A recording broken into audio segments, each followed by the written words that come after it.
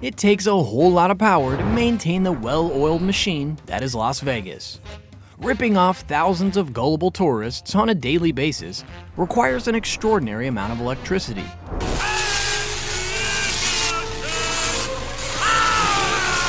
Think of the sparkling lights, the air-conditioned hotel rooms, the bright neon signage, and the countless slot machines humming in extended excitement 24 hours a day.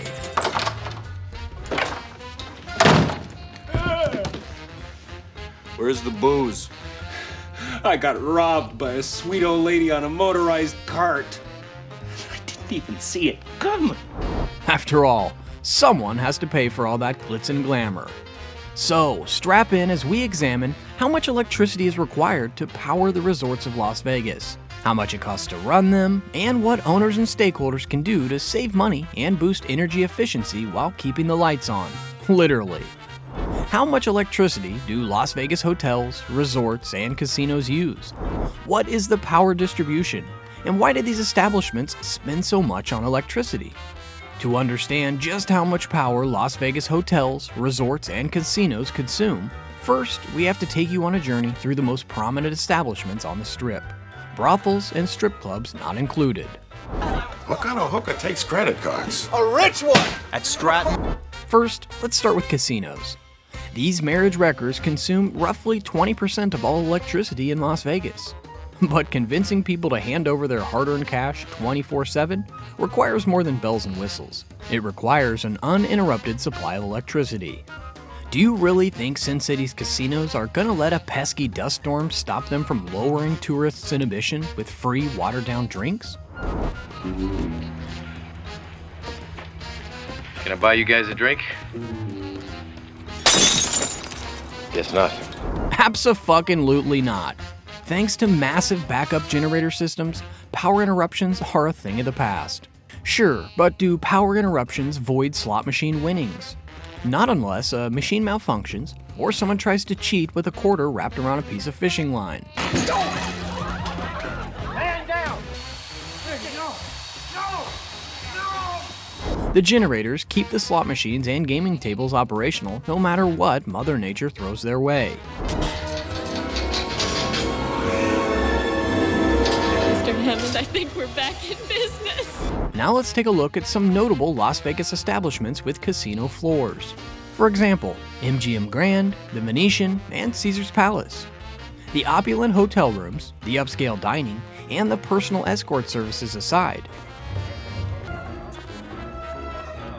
you can practically feel the excitement thrumming through the casino floors of these establishments.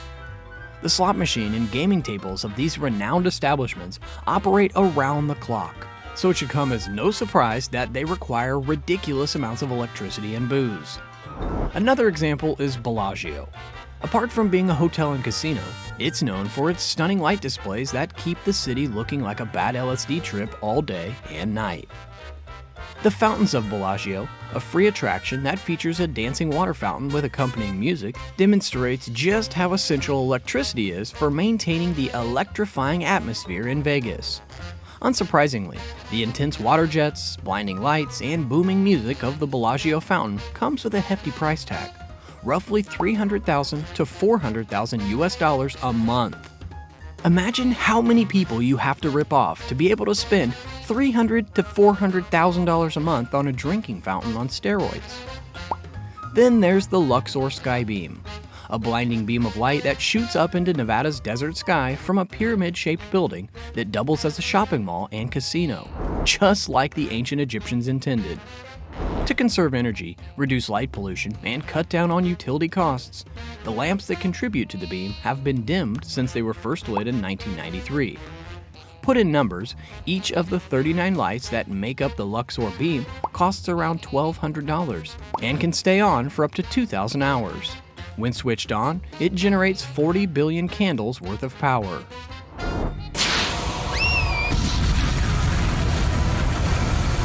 Reports suggest that the annual bill reaches $1 million. However, Luxor engineer John Lichtsteiner says running the lights costs a total of $51 per hour, with $20 of that going straight to the electric bill. Louis. What? Where's the rest of it? Of course, the Fremont Street experience also features a stunning rooftop LED display and sound system requiring 550,000 watts. For our listeners who live in the 1700s, that's like making a million horses jump up and down at the same time. Considering how captivating the illuminations are on the rooftop of the Entertainment and Gaming Center, it's no wonder so many locals, tourists, and stoners alike are drawn to it. Now, Vegas is often referred to as the City of Lights. This refers to its nighttime skyline that illuminates the entire city and remains visible for miles surrounding Nevada's desert landscape. Not to be confused with its other nickname, Sin City, which refers to all the crime, hookers, and coke. In fact, the Las Vegas Strip is so bright that astronauts have documented its visible presence from space. Given how much electricity Las Vegas hotels, resorts, and casinos use each month, a lot of people want to know if they use renewable energy to cut down on utility costs and help protect the environment. So, the question remains, what are the implications of this massive power usage on the environment? Do Las Vegas establishments use green energy? And just how environmentally friendly is this electrifying city? Sin City gobbles up a considerable amount of power compared to other major cities in the United States.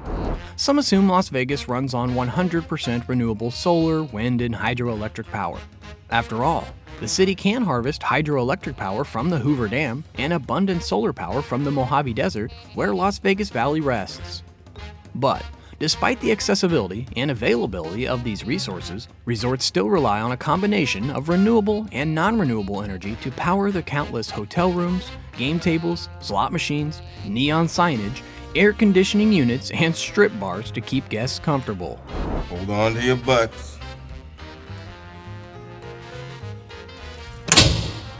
Now, wouldn't it make more sense to switch entirely to green energy so these hotels and casinos can save money and be more environmentally friendly? Sure, that would be the ideal scenario. However, the reality is a bit more complicated than that. Let's zoom out a little and take a look at the energy situation throughout the entire state of Nevada. The U.S. Energy Information Administration states that 61% of Nevada's energy is derived from natural gas-fired plants. Meanwhile, only 33% of electricity is generated from hydroelectric or other renewable power sources. NV Energy requires hotels and resorts in Nevada to purchase energy from them. We only had 130, but I think he's good for the rest next week, Mr. Gasso. Sure, Rocky. Bob's good for it. Otherwise, they have to pay the utility if they want to produce their own power or obtain electricity from the open market. Where's the money, Lebowski? You want that money, Lebowski? Bunny says you're good for it. Where's the fucking money, shithead? It's down there somewhere. Let me take another look. Major establishments also have to pay NV Energy to cover a partial cost of infrastructure initially built to support their electricity needs, alongside the demands of other casinos, hotels, and resorts in the city. Some operators agree with the payout because they have computed the cost of buying energy on the open market instead of staying with NV Energy. And to them, the lower energy costs on the open market will make up for the NV Energy's fee within a short period. MGM Resorts is a notable example. In 2016, the establishment filed an application to leave NV Energy to explore renewable alternatives and more cost-effective electricity rates.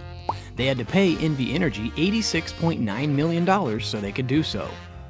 Another example is Caesars Entertainment, which had a deal with NV Energy to pay $46.5 million before leaving the utility company. Wynn Resorts' deal amounted to $15 million. And how are these casinos and hospitality establishments faring now? MGM Resorts is aiming for 100% renewable energy consumption by 2030. In June 2021, it introduced a 323,000-panel solar array to its network of 13 hotels. That's enough electricity to power 27,000 homes, or roughly 2.5 million candle-powered lanterns. Projections show that the solar array is capable of supporting the daytime operations of all 13 resorts. Mandalay Bay, which is a part of the MGM Resort Group, has installed 26,000 solar panels over 11 acres of the resort's rooftop. As a result, the solar panels supply a quarter of the casino's power needs. It also minimizes carbon emissions for a cleaner environment. Caesars Entertainment is aiming for 30% reduced emissions by 2025, with plans to up that to 95% by the time 2050 rolls around. It doesn't have its own solar field like MGM does, so it buys solar energy on the open market. Yeah, well, this is handmade quality shit we're talking here. On a similar note, Wynn Resorts has quickly embraced solar energy. In fact, it opened a 160-acre solar power facility that can easily generate up to 75% of the electricity needed during the resort's peak hours. It has also laid out over 100,000 square feet of solar panels on the rooftop. That's more than enough electricity to power 5,056 homes. Even the city of Las Vegas is finding ways to be a greener society. One of the proposals is to source power from the Hoover Dam, sunlight, and a solar farm. With more Las Vegas hotels and resorts breaking free from the iron grip of NV Energy in exchange for cost-effective solar power resources, Las Vegas is well on its way to becoming the first city in history to use green energy to scam millions of tourists. Fell victim to one of the classic blunders.